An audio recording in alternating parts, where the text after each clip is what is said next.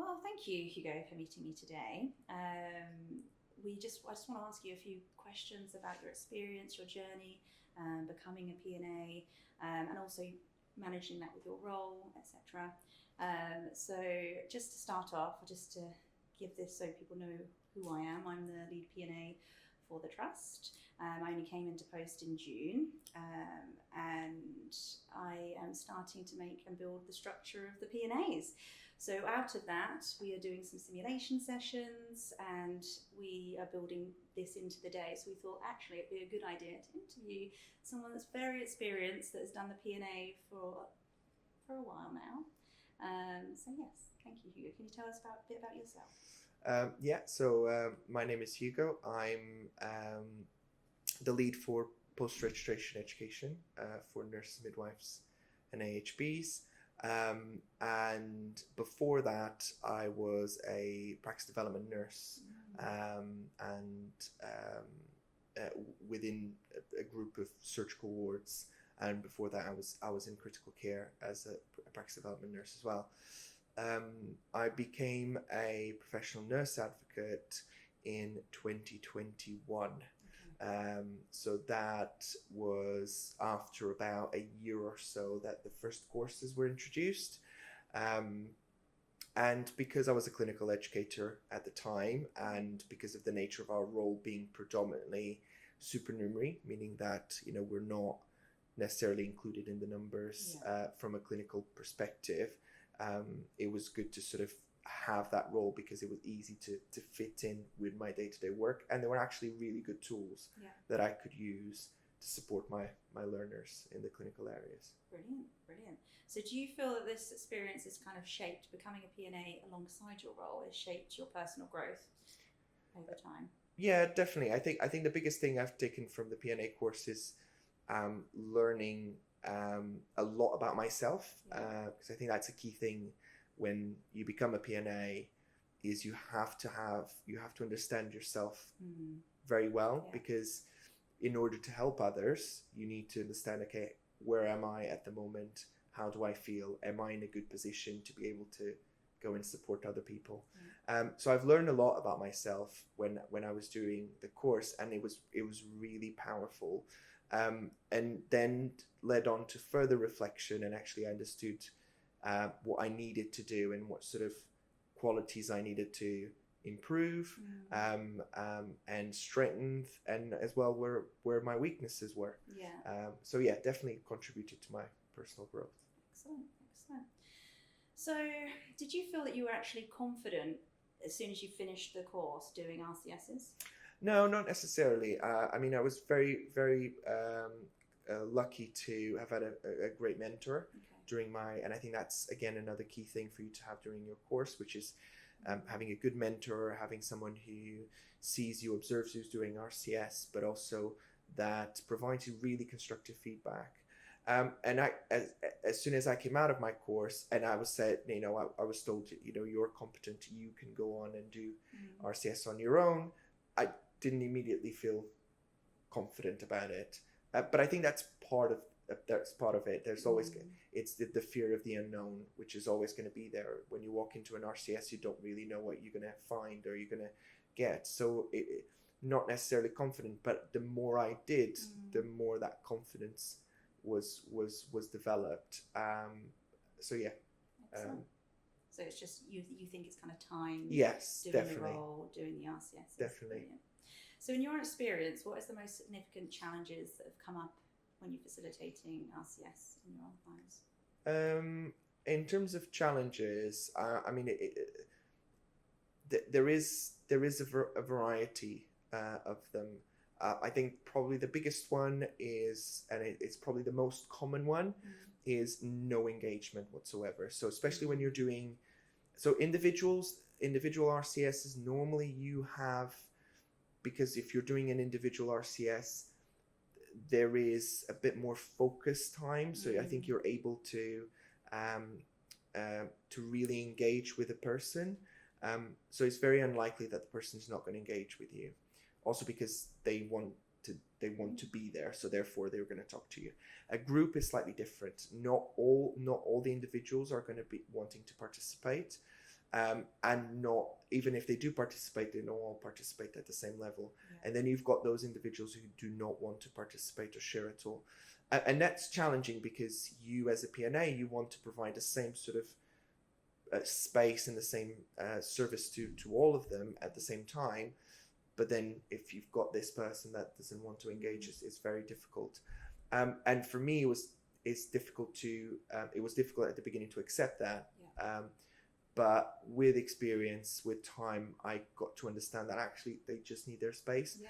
And if they don't want to engage, they don't want to engage. It's and you shouldn't force it, really. Mm-hmm. The other big challenge I think that comes up, not very often, but when it does, it's quite impactful, is when we identify serious mental health issues in the background, or when there is very significant impact from trauma from a situation. So they're dealing with these sort of circumstances.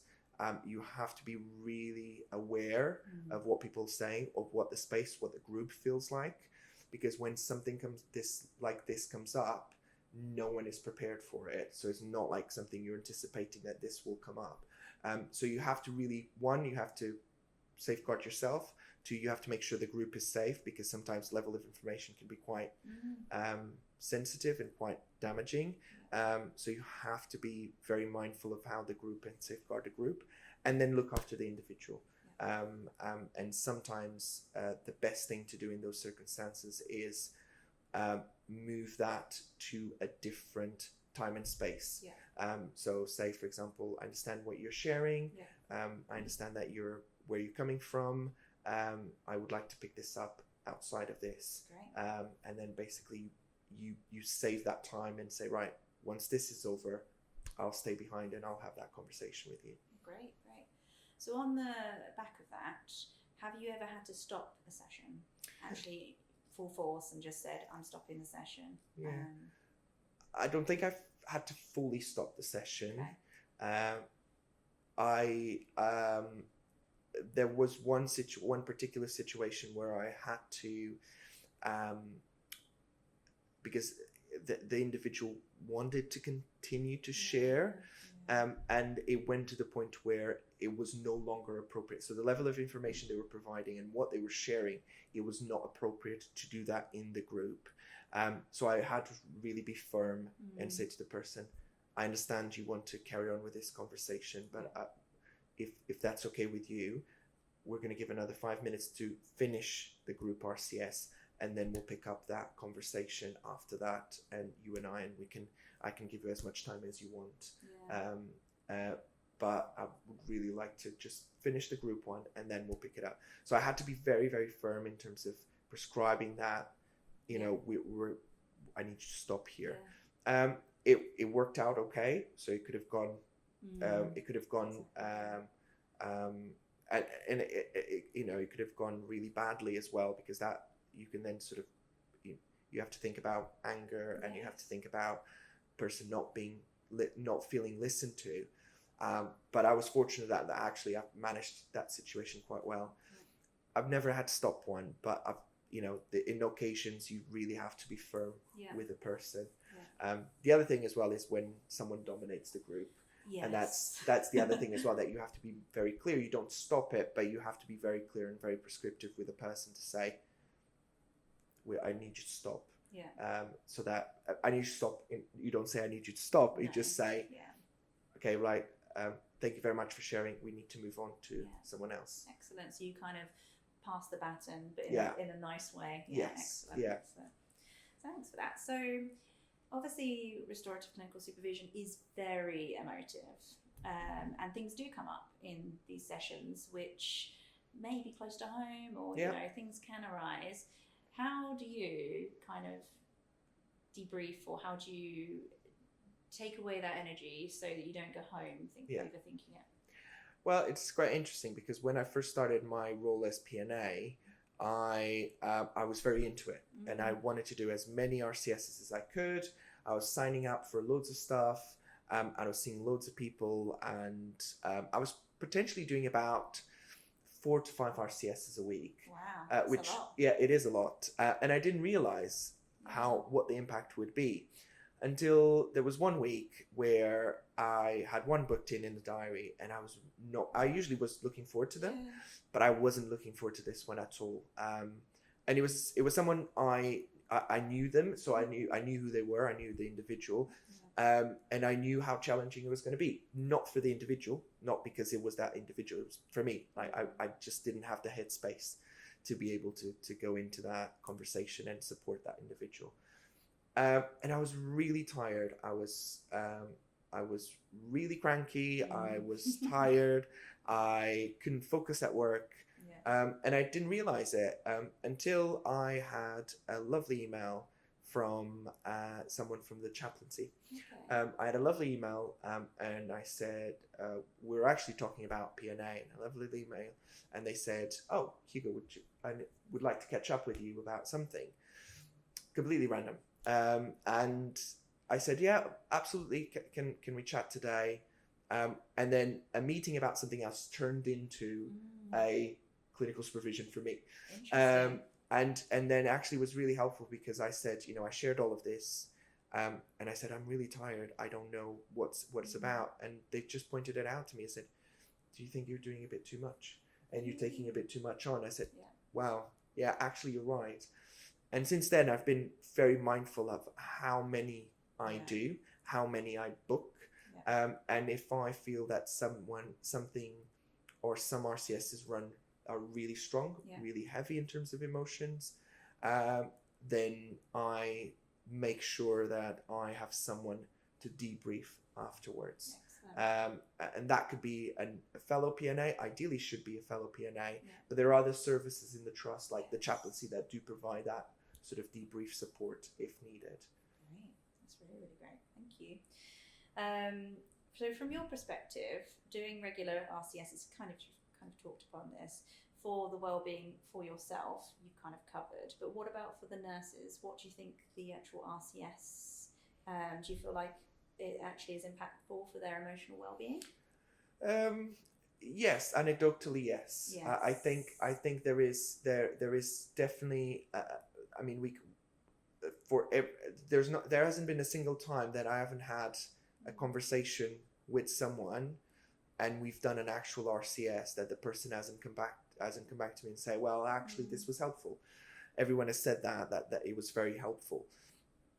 I'm hoping that it does have that impact in the well-being. I do get follow-up requests often, which is I do say to them, absolutely happy to meet again, but I'll leave up to the individual to decide, because I don't think it should be me chasing them and say, do you want to catch up again? I think it really needs to come from the individual. A lot of the times is understanding the obvious. A lot of professionals, a lot of nurses that come to us predominantly already have the answer that they want. So it's not a matter of you're telling them something that's groundbreaking, or you're telling them something. You help them understand what they already know. And sometimes people just need that permission from themselves to allow themselves to do that. So, either being challenging a colleague, or sorting out a difficult relationship at work, or going through an incredibly difficult situation with a patient or with a colleague. Sometimes people understand what they have to do, but they just need that confirmation, that permission, that from themselves to say, yes, I can do this. So yeah, I think it does help well-being, because a lot of the times they will feel this huge load coming off their shoulders because they were burdened with a decision. And then when they make a decision about what they need to do, absolutely fine. Perfect. Well, I think that comes to an end there. So thank you ever so much for sharing your experience, your journey as a PNA. And so thank you, Hugo. Thank you.